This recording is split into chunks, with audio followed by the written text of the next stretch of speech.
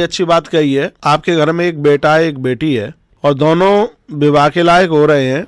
भले ही बेटा बिटिया से बड़ा है और बेटी छोटी है, तो यहाँ एक बड़ी सुंदर बात कही है, आप पहले बेटी का विवाह कीजिएगा। महात्मा वशिष्ठ कहते हैं बेटी का विवाह कीजिए। आपके घर में एक नया रिश्तेदार चल करके आता है, आपका दामाद आता है, आपका जामाता आता है। पहले बेटी का विवाह कर लें, उसके बाद में फिर बेटे का विवाह कर लें, तो इसको बहुत अच्छा माना गया है, इसको बहुत बढ़िया माना गया है, बहुत अच्छा कहा गया। वाशवे प्रथमे पादे द्वितीये च तृतीय के स्वल्पदोषेति प्रोक्तम पितरम हन्ति तुर्य के। अब नक्षत्रों की बात कल भी मैं आपको निवेदन कर रहा था। वर्णन किया है बच्चों का जन्म मूलों में होता है तो जरूर अवश्य में उसकी पूजा कराइए, नहीं तो जिंदगी भर उनका मस्तिष्क बिल्कुल भारी रहता है और बच्चे बड़े परेशान से रहते हैं। और ये सब बातें तो हमने पहले भी आपको निवेदित कर दी हैं, बस अब तो हम आपको सिर्फ याद दिला रहे हैं। बोलो बांके बिहारी लाल की जय हो, श्री हनुमान जी महाराज की जय हो। भगवान की जब आप पूजा करते हैं तो उसमें दीप मालिका के द्वारा आरती, कलश के द्वारा भगवान को स्नान कराएं और भगवान को कुमकुम, माला, वस्त्र इत्यादि जब आप चढ़ाते हैं और भगवान की आप प्रार्थना करते हैं, आपकी पूजा को भगवान स्वीकार कर लेते हैं। वर्णन है इसमें माला का, कुमकुम का, देहि सौभाग्यम आरोग्यम, देहि में परमम सुखम रूपम, देहि जयम देहि यशो देहि दशो जही। तो जो आप भगवान को रोली लगाते हैं, इसके द्वारा पति की आयु बढ़ती है, उम्र बढ़ती है, घर में बड़ा आनंद होता है।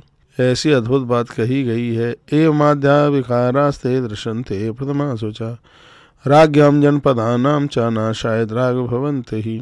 फिर कहा देखो मैंने आपको कितनी बार निवेदन किया है, और वह श्लोक इसमें लिखा, राज्ञाम जनपदानाम च नाशाय राग भवन्ते ही। घर में तामसी प्रतिमाओं को आप रख लेते हैं, उनकी पूजा करते हैं, तो प्रजा के सहित राजा तक का सबको समाप्त हो जाता है, जनपद में विनाश हो जाता है, ऐसा वर्णन किया गया है। इसलिए वही प्रतिमा घर में रखिए जो अपने आप में बिल्कुल सौम्य है, सौम्य वही रखिएगा।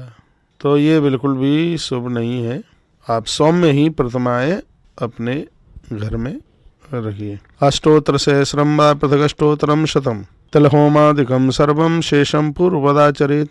1008 अथवा 108 तिल से हवन करने पर घर के सिगरे रोग और दरिद्रता सब नाश हो जाती है। इसके ऊपर भी हमने बड़ा जोर दिया। 1008 आहुतियाँ, 108 आहुतियाँ तिल के द्वारा, उसमें सब सामग्री मिलती है, सामग्री में तिल होता है। तो इसमें लिखा है कि घर की संपूर्ण अशांति समाप्त हो जाती है, मृगी जैसे रोग समाप्त हो जाते हैं, घोर गरीबी का नाश हो जाता है। और ये कौन कह रहे हैं? ये महात्मा वशिष्ठ प्रभु श्री राम जी के जो गुरुदेव हैं, उनके द्वारा ये बात कही है। सामग्री को बिल्कुल अधूरा माना जाता है, सामग्री में कुछ है ही नहीं यदि उसमें तिल नहीं है तो। हमने जो जो हवन सामग्री आपके पास भेजी वह सब प्रमाणित करते हुए इस चीज का आधा ये, इसका आधा ये, इसका आधा ये। तो वर्णन किया गया है कि तिल होमादिकम सर्वम शेषम पूर्वदाचरेत। यदि आप तिल के द्वारा 1008 या 108 आहुतियाँ आप डालते हैं तो घर को आनंद ही आनंद हो जाता है।